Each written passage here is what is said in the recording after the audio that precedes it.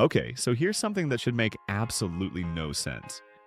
One of the richest companies on Earth just went out and borrowed billions of dollars. Not a struggling startup and not a company in any kind of trouble. We're talking about Amazon, and this wasn't just any loan. In June 2026, Amazon raised 14 billion Canadian dollars in a single bond deal, the biggest corporate bond ever sold in Canada. Now stop and think about that for a second. Why would the company that prints cash need to go borrow money in Canada? That one question is the whole story. Because this isn't really about Amazon, it's a signal that the AI war just changed. The first rounds were fought over data, then chips, then electricity. But this new battlefield, it's quieter and honestly way more powerful. Let me show you what's actually happening. That Canadian record Amazon just broke? It used to belong to Google's parent, Alphabet. And just months earlier, Amazon raised over 14 billion euros in Europe, the largest corporate bond deal that market had ever seen. Then Amazon locked in another $17.5 billion in loans from big banks like Citi, JP Morgan, and Wells Fargo. And here's the kicker, like this isn't an Amazon thing. Alphabet, Microsoft, Meta, they're all doing the exact same thing right now. Morgan Stanley estimates these companies will issue almost $570 billion in AI-related debt this year alone. Half a trillion. So why is everyone suddenly racing to borrow? To understand that, we need to rewind and look at how this war began. Round one of the AI war was all about data. And back then, the question was simple. Who has the most of it? Google had your searches.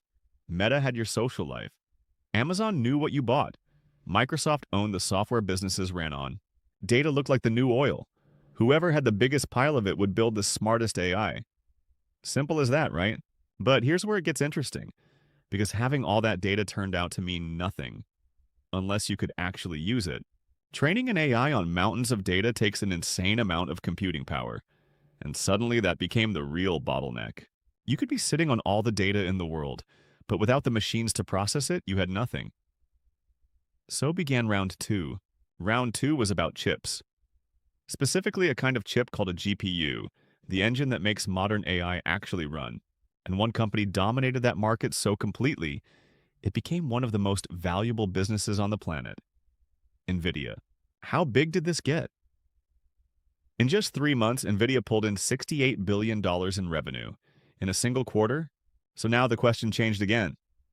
It wasn't who has the most data, it was who can get their hands on the most chips. Everybody started buying chips like crazy. But can you guess what problem showed up next? Because those chips have to live somewhere. You need buildings to hold them. You need power to run them. And you need cooling because all those chips get blisteringly hot. Which brings us to round three. And this one surprises people. Because AI feels digital, but it runs on something very physical. Electricity. We're talking enormous warehouses full of servers called data centers. And these things drink power like nothing you've ever seen. Here's a number that stops you cold. In 2024, data centers already used about 1.5% of all the electricity on Earth. And that number is exploding. By 2030, data centers could use almost double that. Roughly as much electricity as all of Japan. In the US, power demand is hitting record highs in 2026 and 2027. And AI data centers are a huge reason why. So suddenly, big tech is signing nuclear deals, locking up power grids, fighting over land. The AI war spilled into the real world. So now you've got data, chips, and power all sorted. You'd think you're done, right? But there's one last question nobody escapes. All of this, the chips, the buildings, the power deals, cost an unbelievable amount of money. So where does that money come from? And that right there is round four. The newest front in the AI war. It's not about technology anymore. It's about money. For years, these companies paid for everything out of pocket. They made so much cash, they never really needed to borrow. But AI changed the math. The cost of building all this infrastructure got so massive that even their giant cash piles weren't enough. Just look at the numbers. The four biggest of these companies are set to spend over $700 billion this year. On AI, so they did what governments and giant projects have always done. They went to the people who lend money at massive scale. Bond markets, banks, Europe, Canada, Japan, Switzerland, private credit funds. Anywhere they could find billions, they went and got it. Suddenly, the AI race isn't just engineers and scientists. It's bankers, bond traders, credit analysts. The fight moved to Wall Street. But here's the part that really got me. Why does this even matter? Who cares where a trillion-dollar company gets its money? Turns out it matters a lot. And there are 5 reasons why money, not tech, might decide who wins this whole thing. Reason 1 is speed. In this race, being late is the same as losing. Build your data center too slowly and customers walk. Think about it. The company that builds first can serve more customers, run more AI, and pull in even more data and revenue. In this game, time literally equals market share. Wait too long and your competitor has already locked in the customers you wanted. And here's the thing about cash. If you wait until you've saved up enough to build, you've already lost. You're way too slow. Borrowing lets you build right now today at full speed. Instead of waiting years to slowly pile up the cash, speed wins. Makes sense so far, right? But speed is just the start. Reason 2 is about something even harder to wrap your head around. Scale. Reason 2 is scale. And the scale here is honestly hard to imagine. We're not talking a few servers in a back room. We're talking data centers all over the world. Power grids connected across continents. Millions of chips, all running at the same time. Building one great AI model is expensive. But delivering that model to billions of people, everywhere, all at once, that's a whole other level. Amazon alone plans to spend around $200 billion this year. That's not a typo. $200 billion in 1 year. No amount of monthly profit covers that fast enough. When you're building at global scale, you need global pools of money. Period. And global money games always come down to one thing: the price of that money, which is reason 3. And this one's sneaky. Reason 3, interest rates. Here's a truth most people miss. When 2 companies borrow the same $1 billion, they don't pay the same price. A super safe company like Amazon or Microsoft can borrow cheaply. Lenders trust them, so they charge a lower interest rate. Less risk. But a shakier company with weaker cash flow? They pay more. Higher interest. And that gap might sound small, but it compounds brutally. The company borrowing cheaply can keep building, keep spending, keep surviving for years. The one paying more starts to feel the squeeze fast. So the real weapon in round 4 isn't just having cash. It's the price of your cash. Cheap money buys you time. And time in this race is everything. But who decides what price you pay? That brings us to reason 4, and a cautionary tale. Reason 4 is credit.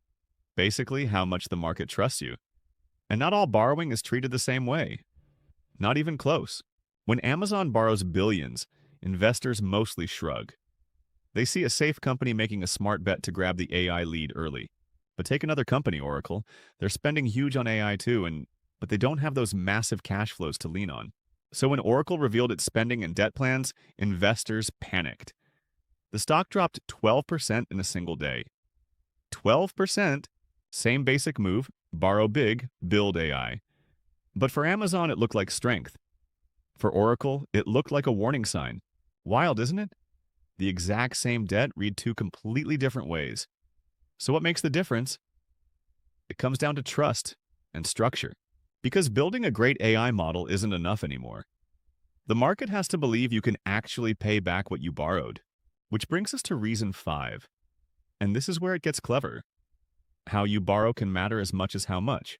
These companies don't just sell bonds. They get creative. They set up special partnerships, sign long-term leases, team up with private investors. Sometimes a data center looks like it belongs to a tech giant, but behind it sits real estate firms, banks, and private funds. Here's a real example. Applied Digital just signed a $5 billion deal to lease a data center to one big tech company. It's a clever trick. The tech company gets the computing power, but a lot of the debt sits off their own books. So now these companies aren't just designing AI. They're designing power grids and financial structures too. Doesn't that change what these companies even are? Now, if all this feels new and strange, here's something that might surprise you. We've actually seen this movie before, in the 1800s. Back then, the big bet was railroads, and building a railroad burned money like crazy before it ever made a single dollar. You had to buy land, lay the tracks, build the stations, buy the trains.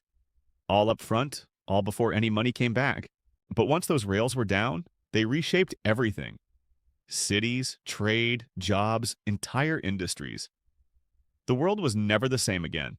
AI data centers might be the railroads of our time, brutally expensive to build, but the foundation for everything that comes next.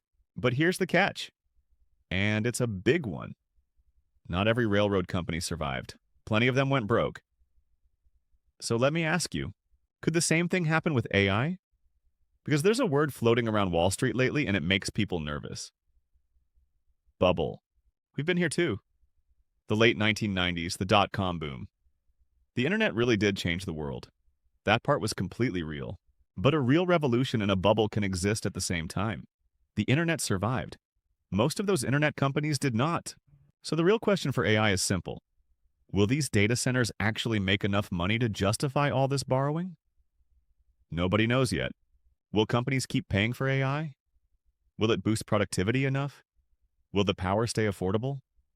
Will lenders keep saying yes? Big questions. The answers to those questions will decide who actually wins round 4. And right now, honestly, nobody can tell you for sure. So let's bring it all home. The AI war kept changing what mattered most. First data, then chips, then power, and now money.